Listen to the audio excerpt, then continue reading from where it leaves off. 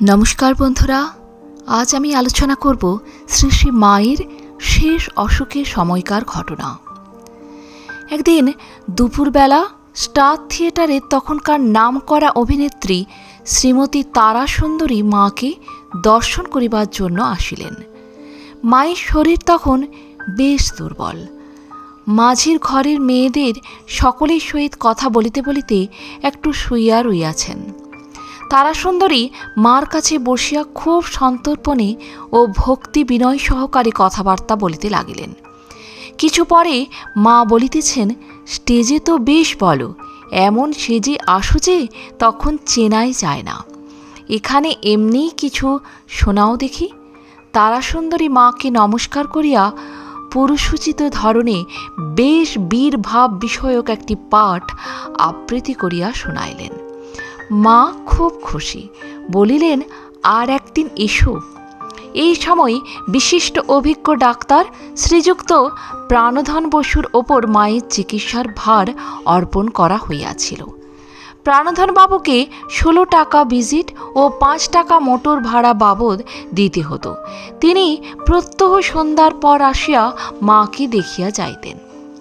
একদিন বৈকালে শ্রীমতী তারাসুন্দরী হঠাৎ একটি ট্যাক্সি করিয়া 4-5 ঝুড়ি নানা রকমের ফল, মিষ্টি, ফুল, শ্রী শ্রী মার জন্য ভালো কাপড় এবং তাহার ভ্রাতৃস্পুতদ্বয় রাধু ও মাকু ও ছোট খোকাদের জন্য কাপড় ও জুতো প্রভৃতি বহু টাকার জিনিসপত্র লইয়া আসিয়া উপস্থিত।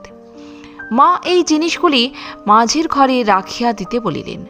অতঃপর তারাসুন্দরী চলিয়া গেলে মা আমাকে ও গোপাল মাকে বলিলেন, তারার ওই খাবার জিনিসপত্র এখানের সাধু ব্রহ্মচারী ছেলেদের কাউকে দেবার দরকার নেই। চন্দ্র, ঝি, বামন, রাধু, মাকু, ছোট খোকা এদের কিছু কিছু দিও। এইভাবে মায়ের কথা মতো সকলকে কিছু কিছু দেয়া হলো। বাদ বাকি সমস্তই মাঝির ঘরে আগের মতো রইল। এই দিন সন্ধ্যার পর ডাক্তার প্রাণধনবাবু মাকে দেখিতে আসিয়াছেন। তিনি মাকে পরীক্ষা করিয়া নিচে বৈঠকখানায় পূজনীয় শরৎ মহারাজের নিকট গমন করিলে মা আমাকে বলিলেন, দেখো তারাসুন্দরীর জিনিস আর যা আছে ওই বুড়ো ডাক্তারের গাড়িতে সব তুলে দিয়ে এসো। ওরা ফুলও খুব ভালোবাসেন, খ্রিস্টান কিনা, ফুলগুলি নিয়ে এসো। আমরা তাহাই করিলাম। এদিকে ডাক্তারবাবু মার ওষুধের ব্যবস্থা করিয়া গাড়িতে উঠিতে গিয়া ওই সকল দ্রব্য দেখিতে পাইলেন।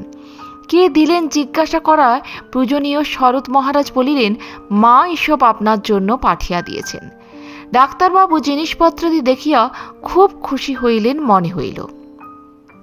পরের দিন ডাক্তারবাবু যথাসময়ে মাকে দেখিবার পর ওই ঘরে শ্রী শ্রী ঠাকুরের ফটো প্রভৃতি দেখিয়া নিচে নামিয়া আসিয়া পূজ্যপাদ শরৎ মহারাজকে জিজ্ঞাসা করিলেন, আমি এতদিন কার চিকিৎসা করছি?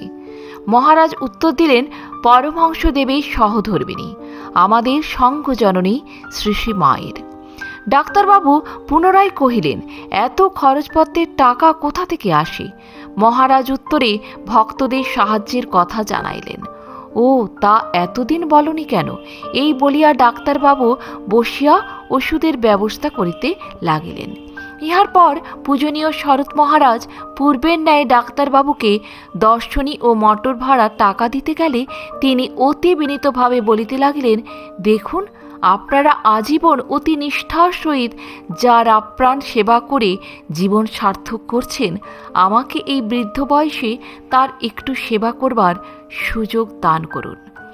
অন্তরের সহিত এই কথাগুলি অতি গদগদভাবে বলিতে বলিতে বৃদ্ধের চোখে জল আসিয়া পড়িল।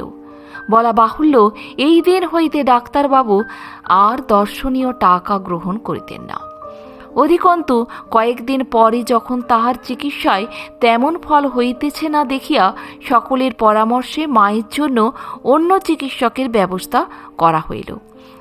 ডাক্তার প্রাণোদনবাবু তখনও দৈনিক সন্ধ্যাবেলা আপনার খরচে ট্যাক্সি করিয়া মাকে দর্শন ও অসুখের অবস্থা জানিতে আসতেন এবং ওই সময় প্রায় 2 ঘণ্টা নিচের ঘরে বসিয়া কাটাইয়া যাইতেন।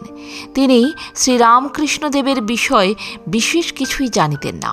পূজ্যপাদ শরৎ মহারাজের নিকট ওই জন্য আক্ষেপ করিয়া কিছু শুনিতে চাইলে মহারাজ একদিন তাহাকে এক সেট লীলা প্রসঙ্গ উপহার দিয়াছিলেন। তত্ত্বটি পেয়েছি শ্রী শ্রী মায়ের কথা গ্রন্থ থেকে। আজ এ পর্যন্তই। ভালো থাকবেন, সুস্থ থাকবেন। যদি ভিডিওটি ভালো লাগে একটা লাইক অবশ্যই করে যাবেন।